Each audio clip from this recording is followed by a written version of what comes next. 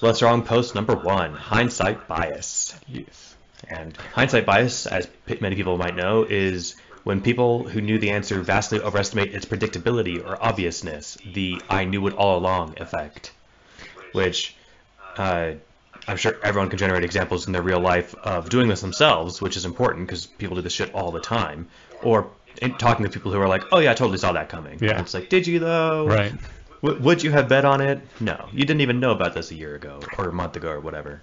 Yeah, this whole post is talking about the thing that I was kind of like ranting about last week, the pre-registering your hypotheses. Thing that more scientific studies have been doing lately, and people have been more, I don't know, I'm happy to see more people being aware of and conscientious of this kind of bias in like the real world outside of just the rational sphere. Yeah. It's nice that we jumped on it 10 years ago, but I'll go ahead and read the 2 of the examples given in the post about what hindsight bias is to make it more, I don't know, concrete for people. It says, a researcher asked 2 groups to estimate the probability of flood damage caused by blockage of a city-owned drawbridge. The control group was told only the background information known to the city when it decided not to hire a bridge watcher. The experimental group was given this information plus the fact that a flood had actually occurred. This came from an actual court case, so this was relevant to something happening in the world. Instructions state... What's that? Do you know what a bridge watcher is? I would imagine it's someone who watches a bridge to see if there's blockage. It seems like an incredibly boring job, kind of like, what was it? Hemingway had that job where he would just sit in a tower and watch for fires, and so that is where he wrote a lot of his shit, because you have nothing to do but look out a window and see that, yep, the forest still isn't burning. Don't exist as much anymore. Like, that would have been great. It's also... I used to fantasize about having a job like that, where it's like, I'm hired to basically listen to audiobooks, or this is going off topic, but anyway. Well, I mean, also with minimum wage laws, there's no way a job like that could exist nowadays. Like, maybe someone would be worth paying $1 an hour just to sit and look for fires, but not whatever is the required minimum now. Anyways, the experimental group was given the information that the city had, plus the fact that the flood had actually occurred. Instructions stated that the city was negligent if the foreseeable probability of flooding was greater than 10%. 76% of the control group concluded that the flood was so unlikely that no precautions were necessary. 57% of the experimental group concluded that the flood was so likely that failure to take precautions was legally negligent. The other example was that after September 11th, the FAA prohibited box cutters on airplanes, as if that had been the problem. And the general lesson is that the cost of effective caution is very high, because you have to attend to problems that are not obvious now, as past problems might seem in hindsight. That it's, very expensive to hire a watcher for every single bridge, and every other possible thing that could go wrong with that bridge to account for costs a lot of money. So, you take a calculated risk as to whether it's worth it or not. But in hindsight, people are like, oh, they totally should have seen that. It was negligent not to do that one specific thing. Like, it was negligent to allow box cutters on planes. How dare they? I remember being a kid when that was happening. The whole, banning, the planes just getting insane about what things they were banning, and every time a terrorist used something new, they'd ban that thing. And I remember being a kid and just thinking, how many other ways you could hijack a plane than using a box cutter? I was sitting on a plane at one point, and I did a thought experiment where I was just doing the thing for methods of rationality, where it was how many ways could you kill the other students creatively in this classroom? I was doing how many creative ways could I hijack a plane, which I probably should not have been doing. It was a good intellectual exercise. Well, I mean, I'm writing it down in a notebook on a plane while I was bored. Oh, writing it down is a really stupid idea. On a plane is an even worse place to do it. Yeah. Yeah, that's what I was gonna say. Writing it down in your seat. I'm glad no one looked over your shoulder and being like, "What the fuck is going on there?" Well, you were a kid, right? Oh, right. Sorry. I didn't think about that. I remember after the shoe bomber incident, and they made people take off their shoes before going on planes, and there was a meme that went around, now the terrorists are going to put bombs in their underwear, not to blow anything up, just to make a strip before we have to go on planes, and 3 months later, a guy was stopped trying to get onto a plane with a bomb in his underwear, and I was like, yeah, haha. Yeah. You literally. Yeah, it's great stuff. Yeah. I do like the disparity, what though. we really need if you to do is have everyone stripped down naked and only have their glasses and their wand on before they get into a plane. Yeah, what could go wrong? Yeah. just hire Mad Eye Moody with an insane budget and say go totally fucking nuts with security. Yeah. What I like, though, is the disparity, just to refresh on the numbers from the bridge incident. So the instructions have stated that the city was negligent if the foreseeable probability of flooding was greater than 10%. 76% of the control group, who hadn't been told that the bridge had flooded, said, yeah, that flood doesn't sound likely. They took reasonable precautions. Right. But then if you say, oh yeah, and the flood happened, they're like, oh, then they were totally not fair. Yeah. And that judgment shouldn't come into how likely you think something was to happen. Exactly. It's just I can't think of a cleaner example. Yeah. I get this a lot with people who say, man, in hindsight, I really wish I would have done that thing differently or whatever. And I try to tell them, you should not regret things that you made the right decision based on the information you had. Like, sure, if you knew about what was going to be happening in the future, you'd change things, but I would do a lot of things different if I knew the future, I'm sure.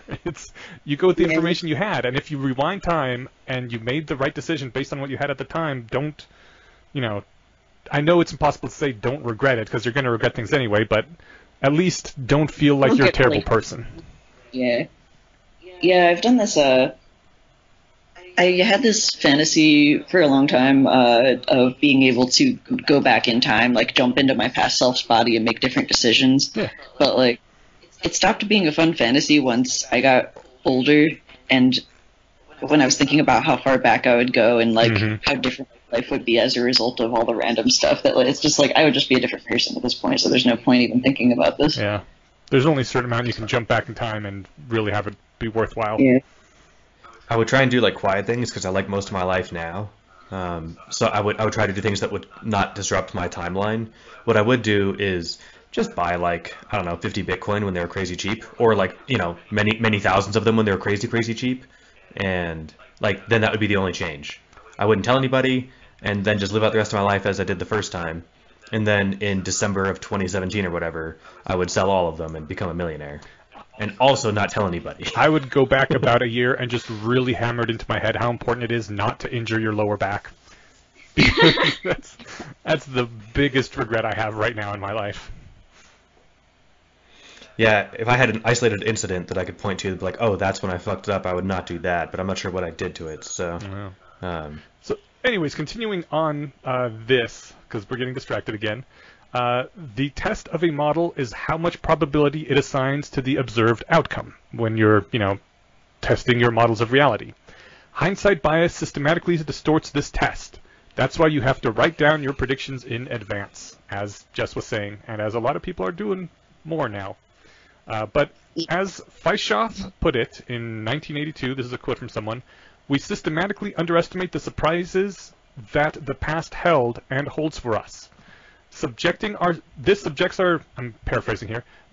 our hypotheses to inordinately weak tests, and presumably we find little reason to change them. So yeah, that's why you should write things down beforehand, because as a rationalist, your superpower is noticing your ability to be confused. And if you keep thinking back on the past, it was like, oh yeah, I totally would have predicted that, then you never will update your model for how it should be updated when new evidence comes in, because you'll always discount the evidence as in like, oh yeah, my model totally would have predicted that, when, if you write it down beforehand, you can see where it didn't or wouldn't have. And that's how you build a better model. You notice your own mistakes and you become stronger at making predictions. I've said this before, but I still highly recommend that people in the rationalist community make predictions about things, record them, and then check themselves. Yeah. Even just doing that a little bit has dramatically improved my ability to estimate, like, how long something is going to take, for example. Has been one of the most useful things to get better at predicting. Yeah. I had a lot of, what is the failure mode where you underestimate how long something is going to take? The planning fallacy? Yeah, I had, I continue to really struggle with planning fallacy-related issues. But it was still funny remembering myself going through that period of reading about the planning fallacy, being like, now I know about the planning fallacy. I'll never fall prey to that again. Nice. What I love about that, and this is one of the things that make it comes out clearer on like a slower read through. Plug for We Want More, the podcast I'm doing with Brian Deacon. Like Harry gives this nice long lecture to Hermione on the planning fallacy, and the first thing he does is fallaciously plan the shit out of his scientific experimental regimen. And Hermione just has the shit-eating grin, and it's like, oh, we should call it Harry bias. That's way above the top.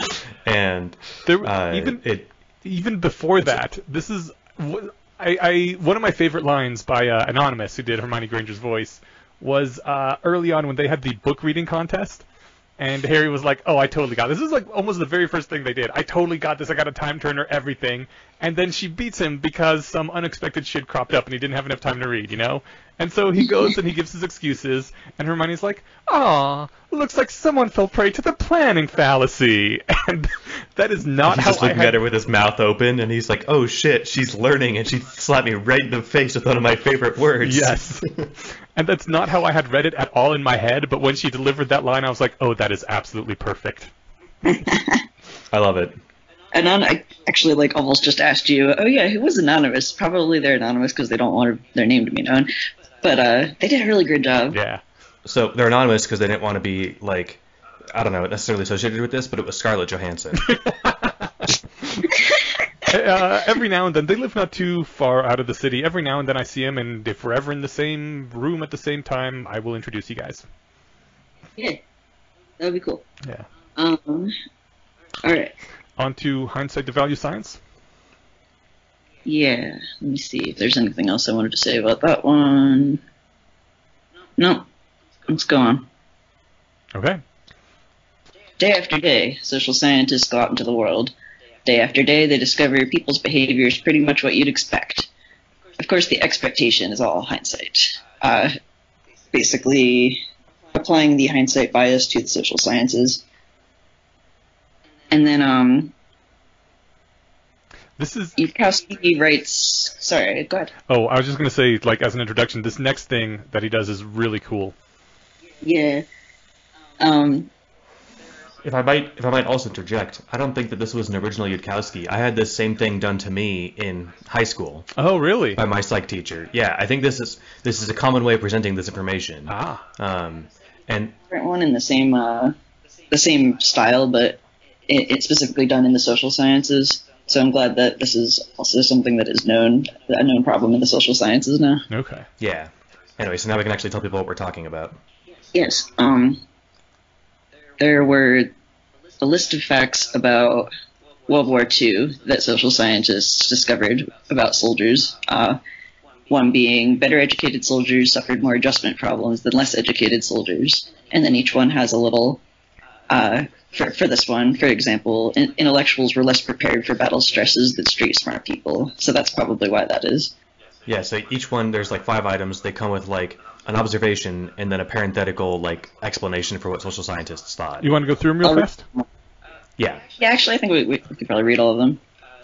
Southern soldiers coped better with the hot South Sea Island climate than Northern soldiers because Southerners are more accustomed to hot weather. That was 2. 3 is white privates were more eager to be promoted to non-commissioned officers than black privates because years of oppression take a toll on achievement motivation. 4 is Southern blacks preferred Southern to Northern white officers because Southern officers were more experienced and skilled in interacting with blacks. That's awkwardly phrased. This is an older study. I know. As long as the fighting continued, soldiers were more eager to return home than after the war ended because during the fighting, soldiers knew they were in mortal danger. And I'd like to point out that the historian Arthur Schlesinger Jr. dismissed these studies because they were just ponderous demonstrations of common sense. Yeah.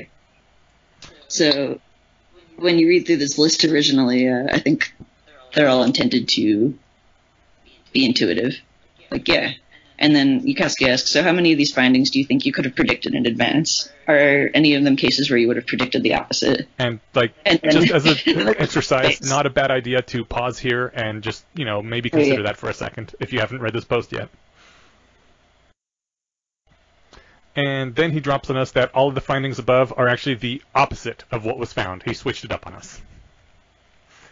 So now, how obvious was what you thought in hindsight? And are you like, oh snap, I just got owned? Or are you like, oh, okay, well, that makes sense in the places where I was a bit confused. And then at the very end he says, unless, of course, I actually reported them right the first time.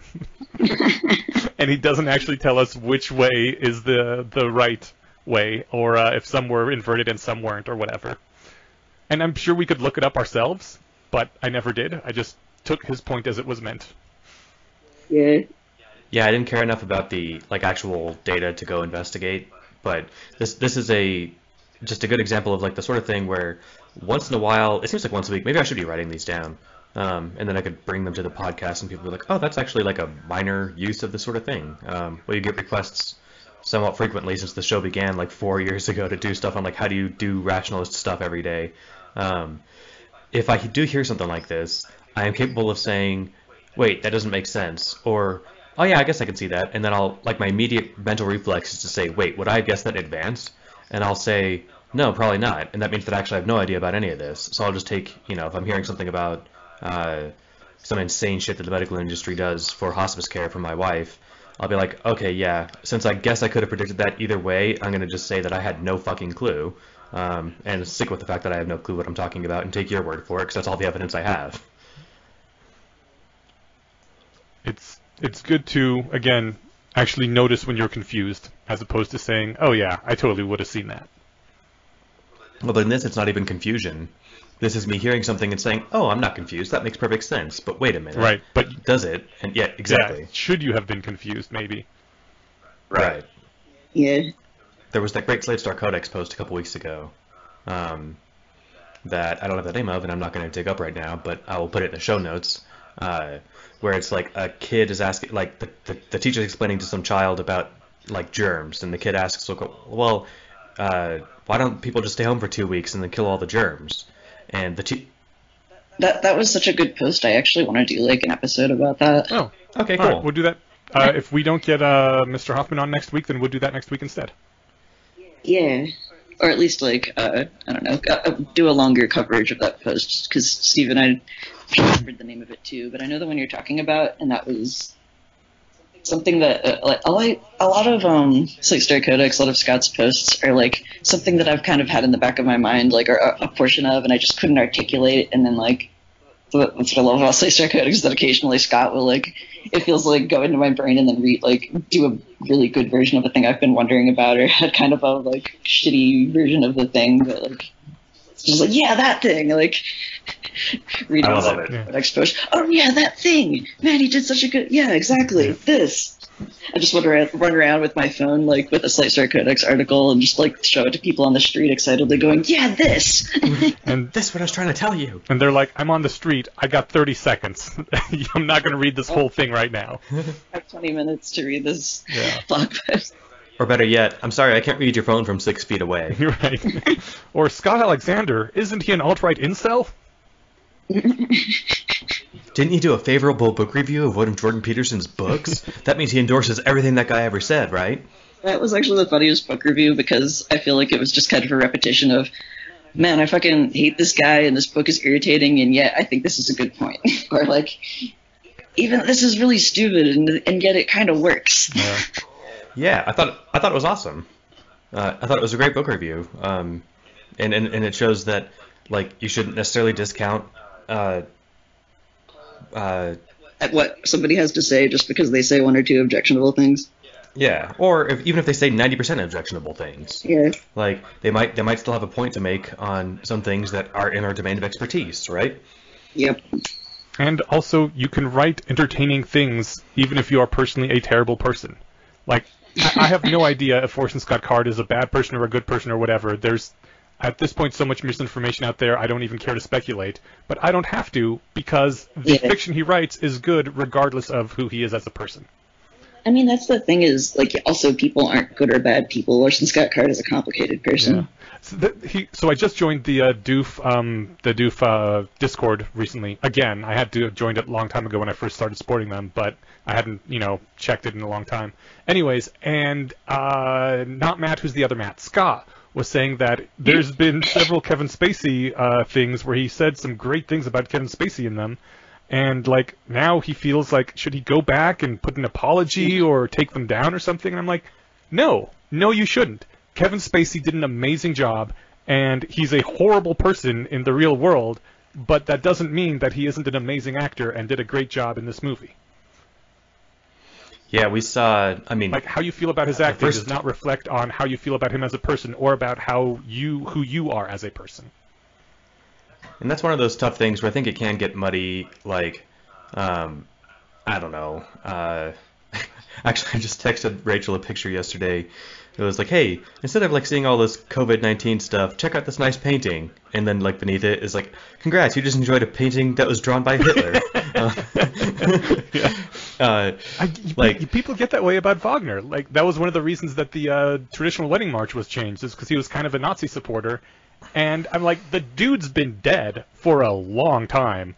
He wrote some music that is just music. There aren't even any words to it, right? Some of it may have words, but no one knows what they are. They're in a different language. I don't know.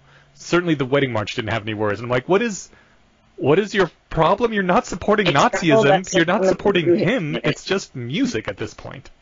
But they're like, no. If we play his music, it means that we are secretly Nazi endorsers. I don't know. People are weird. People are desperate to read between the lines. People are really, really love their signaling games and think that it says important things about them if they like that music. I don't know. Anyways, in hindsight, they should all be shot.